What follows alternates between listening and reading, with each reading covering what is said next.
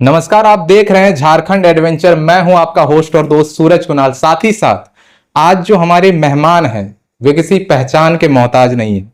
अगर मैं उनका परिचय दूं तो शायद ये उनके काम और उनके पद की तौहीन होगी।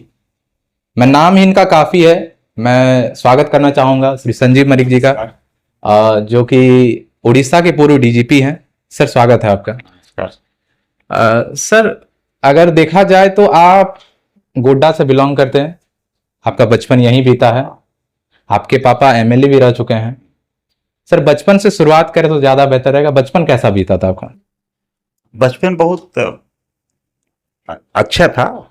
हमसे मतलब कहिए किसी के प्रति या भगवान के प्रति हमारा कोई शिकायत नहीं है। अच्छा हमारा परिवेश हुआ था और अच्छे स्कूल में शिक्षा प्राप्त किए थे और मेरे पिताजी शिक्षा देने में कोई कोताही नहीं किए थे और एक ही लाइन उनका बहुत अच्छा रहता था, जो हमको जब भी कुछ होता था परीक्षा देते थे कि do your best, leave rest to God.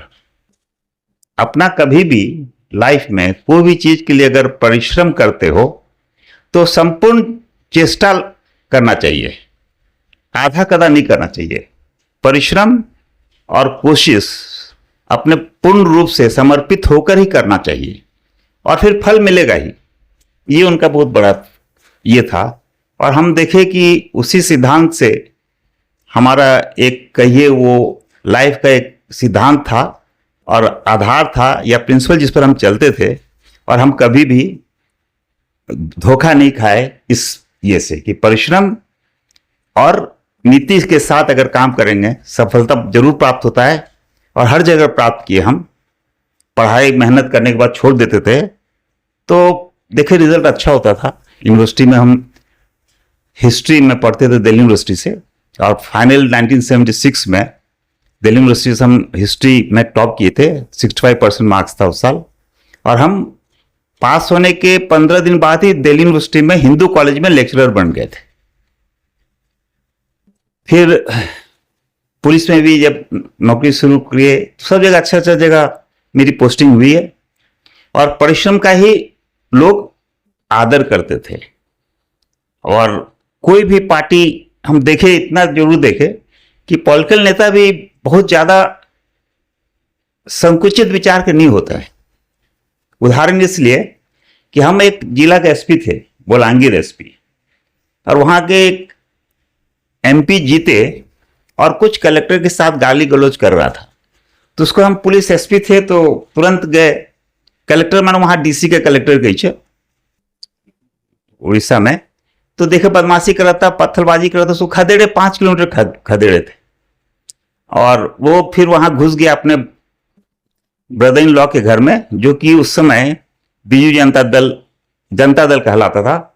उसमें कानून मंत्री थे और उसके बाद वो भी भाग गया। मैंने जब हम पुलिस आए लेकर तो 6 किलोमीटर उसके बाद एक इंक्वायरी बैठ गया।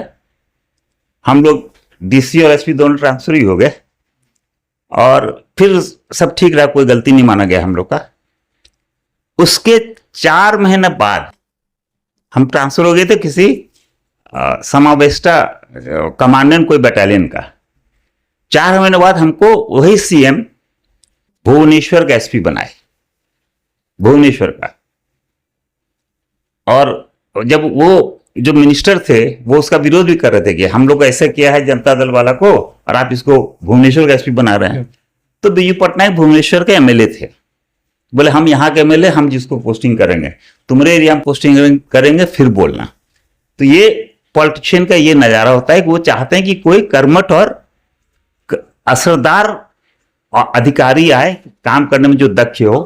तो इस जगह तो हम देखे कि उन्हीं के पार्टी के एमपी को जब अरेस्ट करने के लिए 5 किलोमीटर दौड़ाए तो भी हमको पोस्टिंग अच्छा मिला और 4 साल हम भुवनेश्वर एसपी थे उन्हीं के काल में। तो ये एक उदाहरण है। फिर और भी बाद में भी कुछ हुआ था। सीएम से हमारा जब नवीन बाबू थे मुख्यमंत्री तो कुछ पर उनसे विवाद हुआ था 2008 में। उसके कारण हमको सस्पेंड भी किए थे।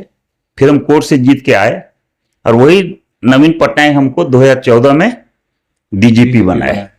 और उसके पूर्व पूर्व भी हमको बहुत अच्छा चार्ज दिए थे अभियान, नक्सल अभियान को लेकर। आईजी थे और एडीजी थे, उसमें वहाँ के सबसे माने प्रमुख जो उड़ीसा जोनल कमेटी के जो प्रमुख थे सब्यसाची पंडा को भी हम अरेस्ट किए थे। और बहुत अच्छा अभियान चला था, बहुत इनकाउंटर भी हुआ था, जो कि हम लोग बहुत सफल रहे और ईमानदारी से काम किए।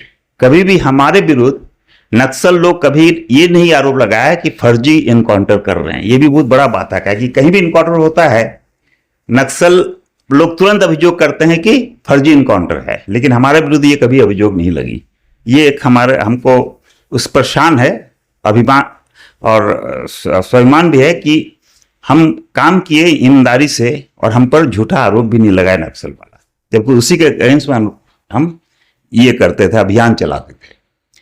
और सबसे बड़ा है कि हम एनजीओ भी एक चलाते हैं जिसमें कि करीब 1000 बच्चा फ्री पढ़ता है। पुरी में एक स्कूल चलता है जिसका 42 साल हो गया है, और एक कलकत्ता में भी राजरहाट में चलता है। उस एनजीओ का हम चेयरमैन हैं और वो 42 साल करीब बच्चे को फ्री पढ़ाते हैं, फ्री शिक्षा देते हैं, फ्री ड्रेस देते हैं, दिन का खाना भी फ्री देते हैं और मेडिकल ट्रीटमेंट भी फ्री देते हैं। तो अच्छा उससे संतुष्टि मिलती है। कुछ समाज जो हमको दिया, हम जो भी आज हैं इसी समाज से प्राप्त है। और उसका अगर किसी को खास करके वंचित, शोषित और निर्धन लोगों को अगर ये हम सुविधा दे सकते हैं तो ये बहुत बड़ी कहिए अच्छा काम, हमको सुकून मिलता है कि ऐसा हम कुछ समाज के लिए कर सक रहे हैं। और जहाँ तक सफलता की बात है, जब भी कोई चीज के बारे में एक व्यक्ति को परिश्रम, ईमानदारी से परिश्रम और लक्ष्य को रखकर चलना चाहिए तो जरूर सफलता प्राप्त होगा। ऐसा कभी नहीं हो सकता कि सफल नहीं होगा लोग। हम तो जितना बार भी किए हैं, और उसको एक रीजनेबल आदमी होना चाहिए, माने अंधविश्वास से दूर होना चाहिए। हम जरूर बोलेंगे अंधविश्वास से दूर होना चाहिए। कहे कि आप अगर परिश्रम नहीं करिएगा तो आपको फल नहीं मिलने वाला है। मान लिए बहुत चीज हम देखते हैं, बहुत लोग होता था। हमें एक उदाहरण दीजिए कि हमारे एक चाचा थे, वो भी पटना में पढ़ते थे, हम भी पटना में पढ़ते थे। तो एक ठो अंधविश्वास से ही न करो तो राशन जाने छो कि नहीं, दही चूड़ा खाए के यात्रा बढ़िया बने कैसे तो हमरा दूध रोटी बढ़िया लगे। तो उसमें 9th में पढ़ते थे, वो BA में पढ़ते थे मेरे चाचा। वो रोज दही चूड़ा खा के चलते थे, हम दूध रोटी खा के चलते थे। हमारा उस समय 77% मार्क्स आया और उनका कंपार्टमेंटल आया। हाँ, तो अंधविश्वास जो है ना, ये था गलत अंधविश्वास लोग बनाता है।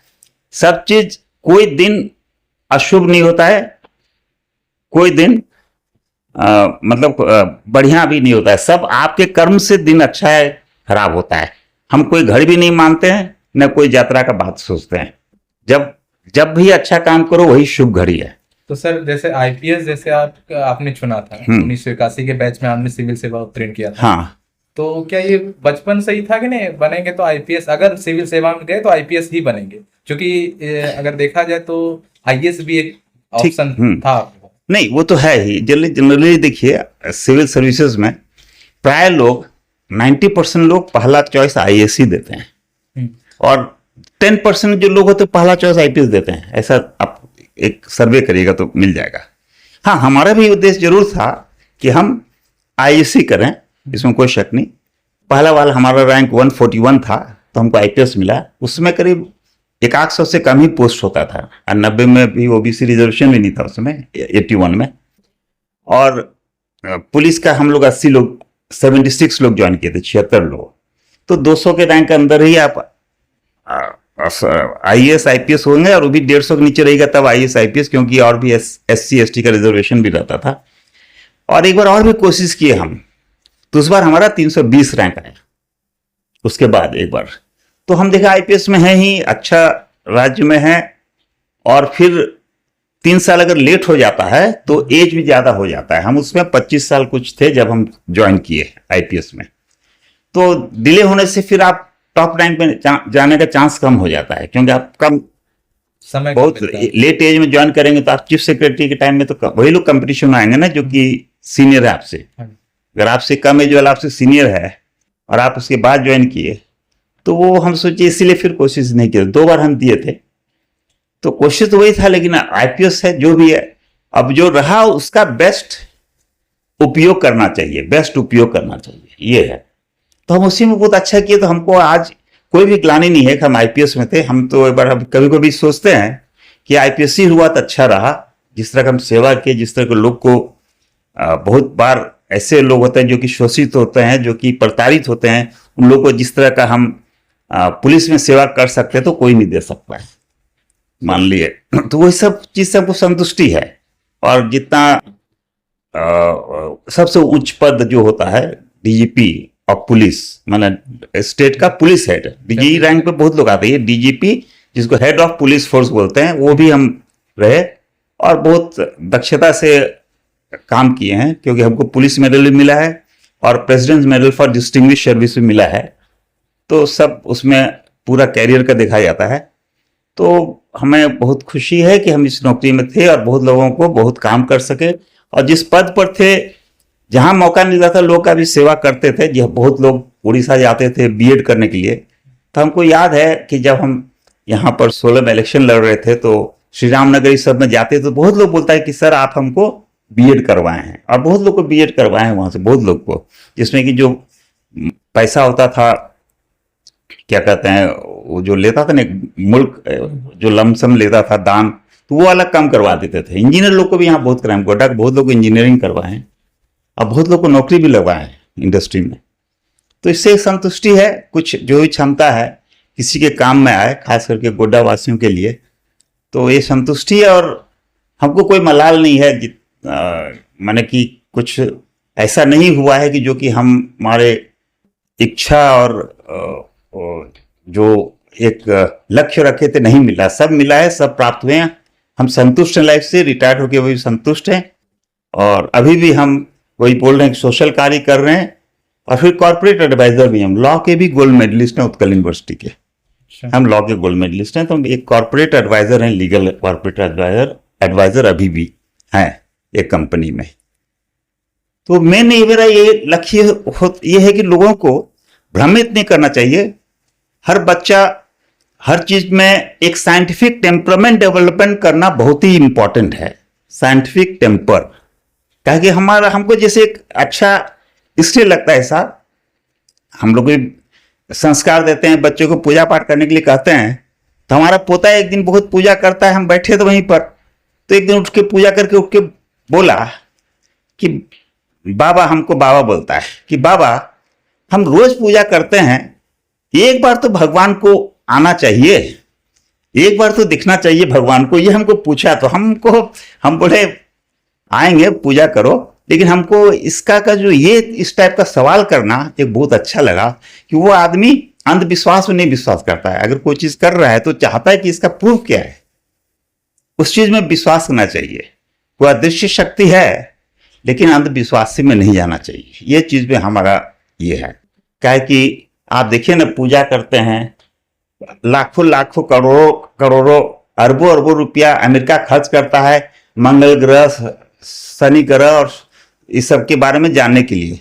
और आप यहाँ पर किसी को जाइएगा, कहेगा दोनों माना कुछ दान दोनों मंत्र पढ़तो तो शनि ग्रह काटी देता, दिशा उसका बदल देगा। ऐसा होता है।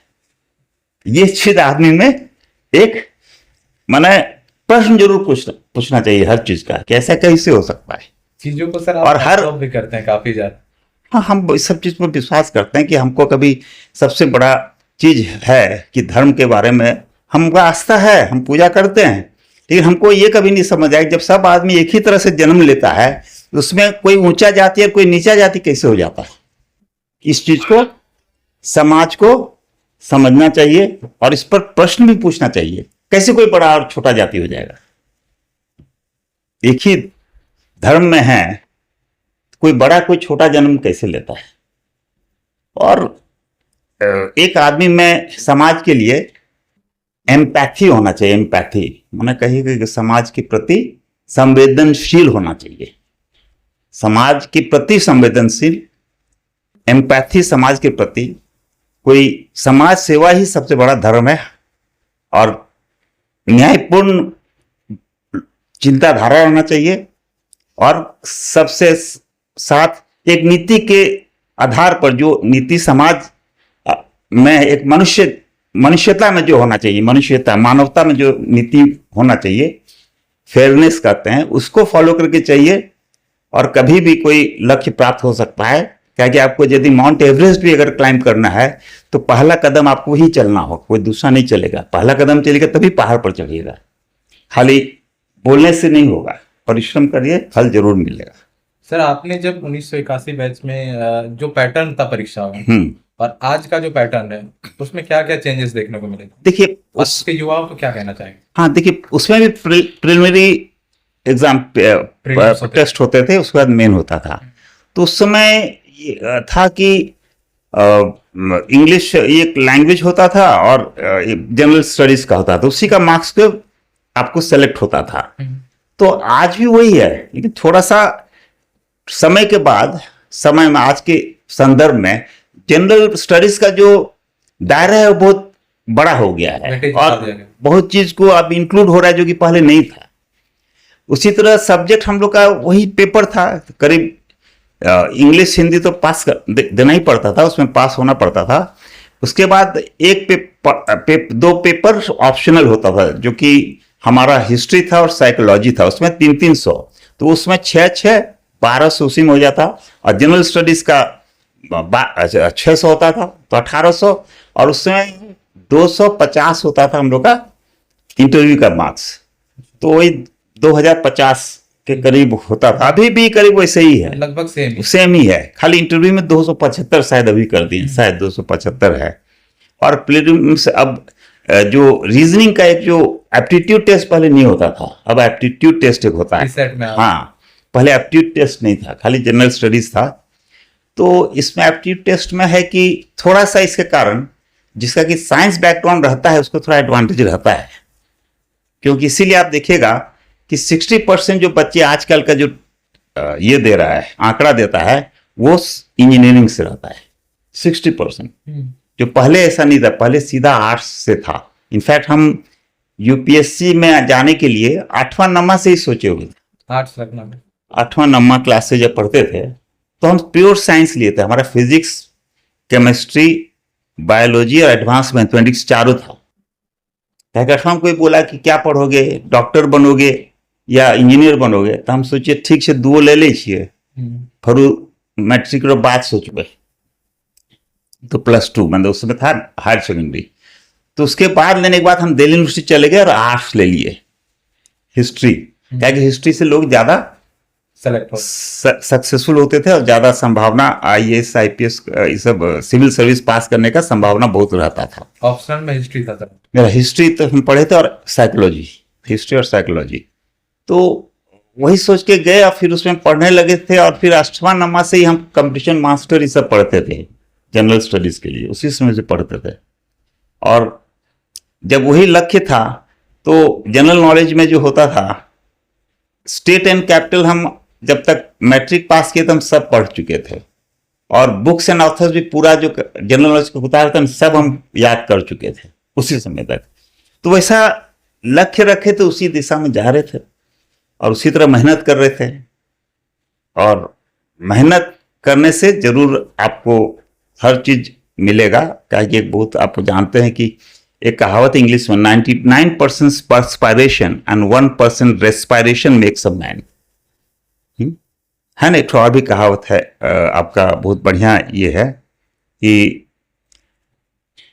ये कहावत है कि रसरी आवत जात है, सिरपत पड़त निशान वाला नहीं है एक, हाँ, करत करत अभ्यास से जलमत होत सुजान, रसरी आवत जात है सिलपत परत निशान। तो इसमें क्या है कि पत्थर को रस्सी काट देता है, यही है ना, करत करत अभ्यास से सिलपत पड़त निशान। मन रस्सी को बार बार चलते तो पत्थर कट जाता है, कुआं का पिंडा देखता है ना, कट जाता है रस्सी से। अगर लेकिन साधारण लोग को बोलिएगा कि रस्सी से लो रस्सी आहो पत्थर जो काटता है, कहते ही पगलाई गेलो है ना, कहता है, यही ना कहेगा कि पागल हो गया है। हाँ, लेकिन उदाहरण है ना, हाँ, कि करत करते अभ्यास से जन्मत होत सुजान, रसरी आवत जात है सिलपत पड़त निशान। तो कोई भी आदमी मूर्ख नहीं होता है, कोई आदमी बुड़बक नहीं होता है, हर आदमी को दिमाग है और एवरेज हर आदमी तेज होता है।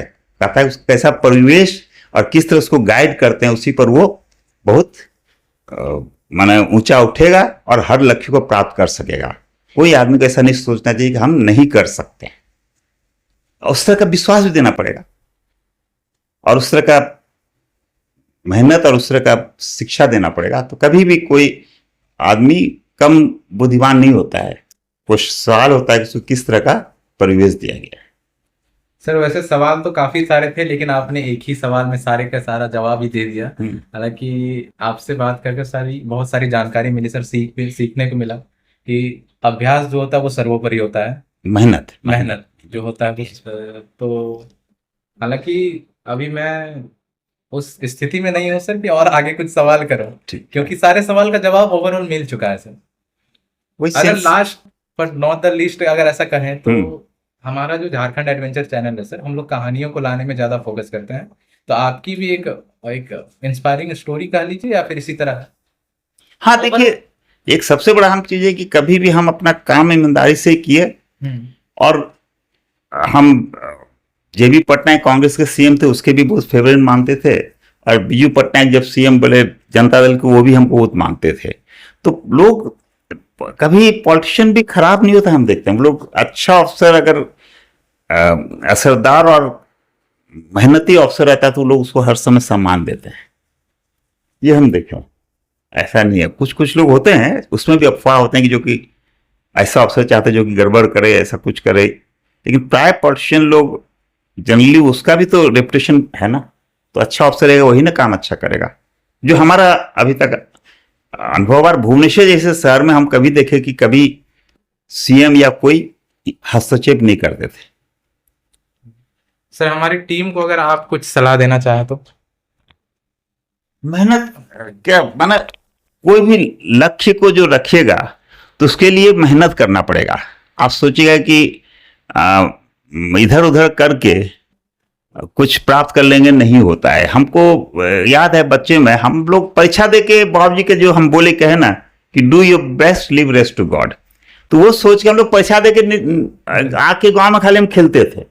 छुट्टी में माना परीक्षा दे दिया, खेलना है, अभी जब पढ़ना है तो रिजल्ट अच्छा होता था। बहुत लोग को हम ये भी देखे थे कि परीक्षा देने के बाद वो पैरवी शुरू करता था, खोजता था कहाँ पेपर गेलो हो, कहाँ पैरवी करबे, तो लोग कभी नहीं उठाए। हम एक उदाहरण बताते हैं कि हमको भी 72% मार्क्स मिला मैट्रिक में, और एक हम जान पहचान आदमी उसको भी 72% मिला।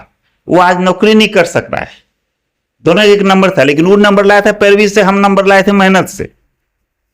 निहित आप में क्षमता और ये टैलेंट रहेगा तो आप जरूर ऊपर उठिएगा, निहित। तो उस चीज के लिए मेहनत करिए। और जितना लोग जो बीएड उड़ीसा से करके आए थे ना, सब लोग पढ़ के आए थे, परीक्षा दे के आए थे। तो यहाँ सबको बीएड लोग टीचर बन के, अब कितना लोग तो रिटायर कर गया जिन लोग को हम बीएड करवाए थे। तो मेहनत से जब करता है तो ज्ञान रहने से, ज्ञान आपके पास रहता है, ज्ञान से आप जरूर ऊपर उठिएगा। ये मेरा एक अंतिम कहिए मशवरा है। सर बहुत बहुत धन्यवाद, आपने अपना कीमती समय हम लोगों को दिया। और इसी के साथ मैं क्या ही कहूँ, बस इसी तरह की कहानी हम लाते रहेंगे। झारखंड एडवेंचर की टीम लगातार काम कर रही है, और आगे की वीडियो के लिए आप लोग चैनल को सब्सक्राइब कर दें और साथ ही साथ इस वीडियो को शेयर करें। धन्यवाद। जय हिंद, जय भारत।